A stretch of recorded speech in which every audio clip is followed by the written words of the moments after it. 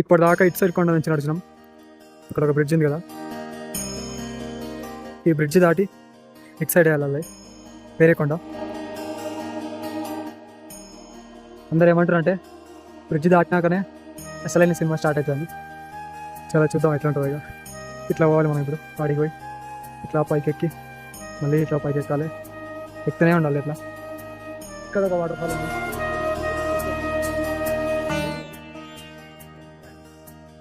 Bridge దాటినాక రోజు మొత్తం ఇట్లా 90 degrees అయిపోయింది, మస్తు టఫ్ అయిపోయింది.